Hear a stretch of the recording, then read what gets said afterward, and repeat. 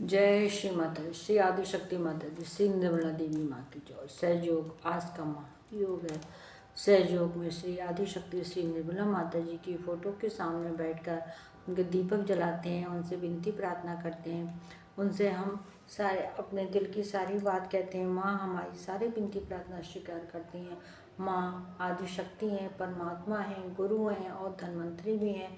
माँ ने हर रूप में हमको ज्ञान देने के ज्ञान दिया है और हमको हर बात को समझाया है, हमको गहराई से हर बात को समझाया है और हमें वो ज्ञान दिया है। सहयोग जो है वो एक साइंस के ऊपर आधारित है, आध्यात्मिक भी है और वैज्ञानिक भी है।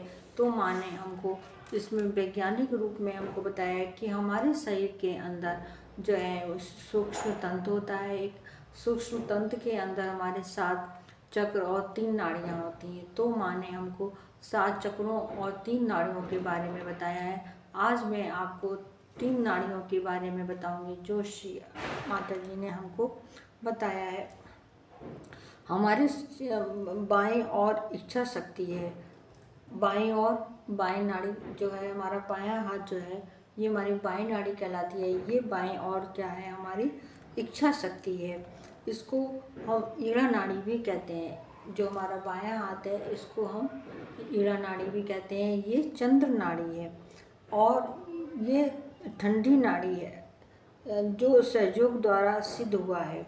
ये बात सहयोग द्वारा ही सिद्ध हुई है कि हमारी जो तीनों नाड़ियाँ हैं, ईड़ा नाड़ी, पिंगला नाड़ी और सुषुम्ना नाड़ी, इसके बारे में जो माँ ने बताया है वो सहयोग में ही सिद्ध हुआ है। इसमें जो आदमी सहयोग करता है या सहयोग को समझना चाहता है वो ही इस वाली बात को समझ सकता है कि हमारी ईड़ा मध्य नाड़ी हमारी बाएं नाड़ी जो है वो ईड़ा नाड़ी है और चंद्र नाड़ी है। ये सिद्ध हो चुका है। यही नाड़ी हमारे भूतकाल की स्मृति की चेतना जगाती है। बहुत से लोग जो होते हैं, आपने देखा होगा, इससे भी समझ में आ जाएगा कि बहुत से लोग होते हैं जो हमेशा अपने भूत के बारे में सोचते रहते हैं, अपने पास्ट के बारे में सोचते रहते हैं कि हमारे साथ ये हुआ, हमारे साथ वो हुआ, उसने ऐसा करा, उसने वैसा करा। तो ये जो बातें, ये सब जो बातें जो सोचता है आदमी, तो वो हमारी ये भूतकाल की जो स्मृतियाँ होती हैं आदमी के अंदर, ये चेतना जगाती है ये नाड़ी। जब तक ये शक्ति कार्यरत है तब तक व्यक्ति को जीवित रहने की इच्छा रहती है। इस नाड़ी द्वारा भावना भी जागृत होती है और मस्तिष्क के और प्रति अहंकार भी जागृत होता है। बहुत से लोगों के अंदर जो होता है कि हमारे अंदर उनकी जो इच्छा शक्ति तो जो होती है, ये हमारी बाएं नाड़ी जो है वो इच्छा शक्ति है और हमारी जो है वो भावना को भी जागृत करती है। जब हमारी भावना जागृत होती है तभी हमारी इच्छा शक्ति भी जागृत होती है। और जब इच्छा शक्ति जागृत होती है, ये मस्तिष्क के दाईं ओर, हमारा मस्तिष्क है इसका दाईं ओर, दाईं तरफ, ये हमारा प्रति अहंकार को जागृत करती है, हमारा प्रति अहंकार को बनाती है, जिसको अंग्रेजी में हम सुपर ईगो भी कहते हैं। प्रति अहंकार ये होता है, बहुत से लोग अपने जो है वो तारीफ में बहुत तारीफ करते हैं। अरे मैं ऐसा हूँ, मैं वैसा हूँ, मेरे साथ ऐसा हुआ, मेरे साथ वैसा हुआ, मुझे उन्होंने इतना मान दिया, इतना सम्मान, मतलब अपनी तारीफें जो लोग ज़्यादा मतलब जो है वो सुनाते हैं या दूसरों को बताते हैं, तो वो उनके अंदर उसको प्रति अहंकार कहते हैं। वो प्रति अहंकार उनके अंदर होता है, सुपर ईगो हो जाता है। इससे तब सुपर ईगो जो है वो हमारे अंदर आ जाता है तो हमारी इच्छाएं भी और ज़्यादा ही प्रबल हो जाती हैं और ज़्यादा इच्छाएं बढ़ जाती हैं। अब इच्छा पूर्ति के लिए हमको दाईं ओर की शक्ति कार्यरत करने के लिए तैयार होती है। जो हमारी इच्छाएं हो गई, इसको हमने इच्छा तो कर ली, अब इस इच्छा को की पूर्ति कैसे होगी, ये इच्छा पूरी कैसे होगी। जब हमने चाहा, अरे हम बाज़ार से ये चीज़ लेके आते, अरे हम वहाँ जाते उससे मिलते, ये हमारी इच्छा हो गई, लेकिन अब हम कैसे जाएंगे, कैसे लाएंगे। तो इस इच्छा को पूर्ति करने के लिए हमारी दाईं नाड़ी जो है, दाईं नाड़ी जिसको हम पिंगला नाड़ी कहते हैं, ये दाईं नाड़ी पिंगला नाड़ी जो है ये सूर्य नाड़ी है और ये हमारी इस इच्छाओं की पूर्ति करती है। हम जो भी कार्य करते हैं अपने, जो हमारी इच्छा होती है, जो हम दाएं हाथ से जो भी कार्य करते हैं वो हमारी कार्य शक्ति होती है। ये हमारी पिंगला नाड़ी के द्वारा ही ये कार्य संभव होता है। इसी शारीरिक और बौद्धिक कार्य करने वाली नाड़ी है। ये प्रक्रिया होते समय मस्तिष्क के बाईं ओर अहंकार पैदा होता है। जब हम कोई कार्य करते हैं तो समस्या हर तरह से हो जाती है कि इधर हमारा प्रति अहंकार पैदा हुआ इच्छा शक्ति से, और दूसरी तरफ जब हम क्रिया कर रहे हैं, जो हमारी इच्छा हो रही है उसको जब हम पूरा कर रहे हैं, तो उसके साथ साथ बहुत से लोगों को अहंकार पैदा आ जाता है कि अरे मैं तो ये हूँ, मैं तो वो हूँ, मुझसे बड़ा कोई और नहीं हो सकता है, वो क्या है मेरे सामने, ऐसे करके जैसे रावण को अहंकार हुआ था, इसी प्रकार आदमी को अहंकार हो जाता है। आपने देखा होगा बहुत से आदमी बहुत अहंकारी होते हैं, किसी से अच्छे से बात नहीं करते, किसी की बात नहीं सुनते, किसी की बात नहीं मानते, तो वो ये पिंगला नाड़ी की क्रिया के द्वारा होता है। ये सिम्पैथिक नाड़ी है। हमारी बाईं नाड़ी और दाईं नाड़ी के बीच में एक सुषुम्ना नाड़ी होती है। सुषुम्ना नाड़ी से क्या होता है, हमको ज्ञान और उन्नति मिलती है। सुषुम्ना नाड़ी से हमको ज्ञान उन्नति मिलती है। ये धर्म की भी नाड़ी होती है, ये हमको धर्म की ओर भी ले जाती है। ये सूक्ष्म नाड़ी का कार्य paraसिम्पैथिक नाड़ी संस्था में व्यक्त होती है। इन्हीं नाड़ियों पर हमारे 7 चक्र होते हैं।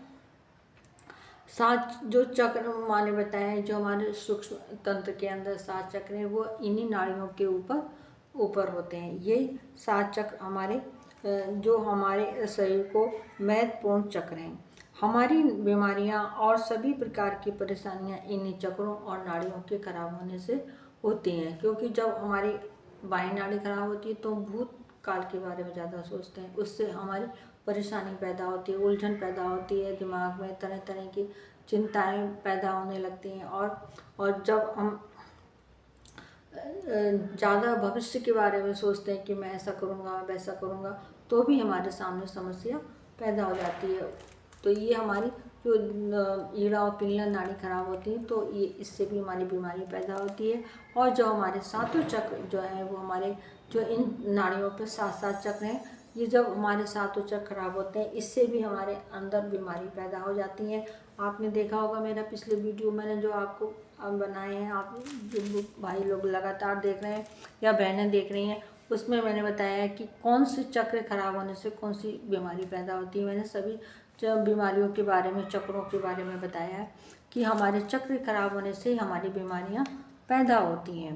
तो जब हम अपना चक्र सहयोग में ही ये सब क्रिया है कि जब हम अपने माँ के सामने बैठकर, आदिशक्ति श्री निर्मला माता जी के सामने बैठकर जब हम अपने उस चक्र को शुद्ध करते हैं, माँ से प्रार्थना करते हैं, अपनी कुंडली माँ को जागृत करते हैं, तो हमारे ये चक्र शुद्ध होते हैं। जो भी हमारी बीमारी होती है वो चक्र हमारा शुद्ध होता है, क्योंकि जो हमारी कुंडली माँ जागृत होती हैं तो वो हर चक्र से गुजरती है।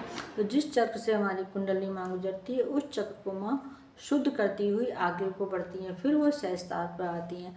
जब वो सहस्त्रार पर आती हैं तो हमारा विचार रुक जाते हैं, हमारा सहस्त्रार खुल जाता है, हमारा परमात्मा से मिलन हो जाता है, हम निर्विचार हो जाते हैं हमें। और ये क्रिया केवल एक सहयोग में ही होती है।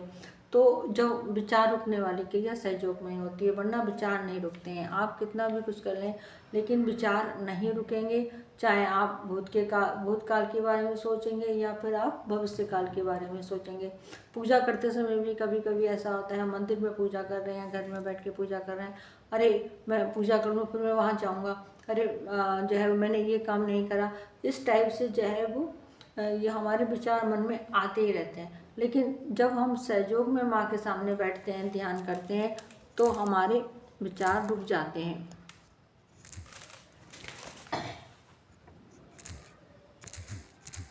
जब हम सहयोग में माँ के सामने बैठ के ध्यान करते हैं तो हमारे विचार रुक जाते हैं। तो जब विचार रुक जाते हैं तो हमारा मन भी शांत हो जाता है, हमें बड़ा अच्छा लगता है। जब हमारी कुंडली माँ जागृत होती है तो हमारा क्या होता है, दोनों हाथों में हमारे ठंडा ठंडा महसूस होता है, माथे पे ठंडा महसूस होता है, सिर पे तालू भाग में हमारा ठंडा महसूस होता है।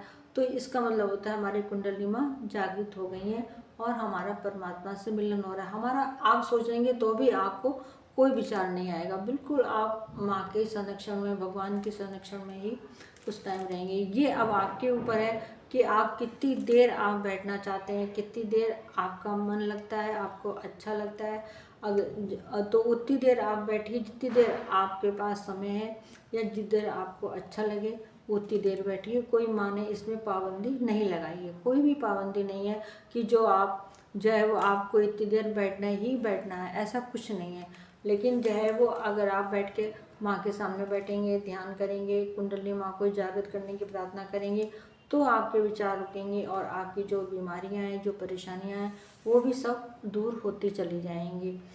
तो जिन बहन भाइयों ने मेरा ये वीडियो पहली बार देखा है वो लोग इसको कृपया सब्सक्राइब करें, लाइक करें। जो बहन भाई मेरा वीडियो लगातार देख रहे हैं उन सब बहन भाइयों को मैं दिल से जय श्री माता जी कहना चाहती हूँ। और सब लोग मेरे बहन भाइयों को जय श्री माता जी। सब लोग वीडियो को लाइक कीजिए, शेयर कीजिए और कमेंट्स भी कीजिए। सभी मेरे बहन भाइयों को दिवाली की शुभकामनाएं।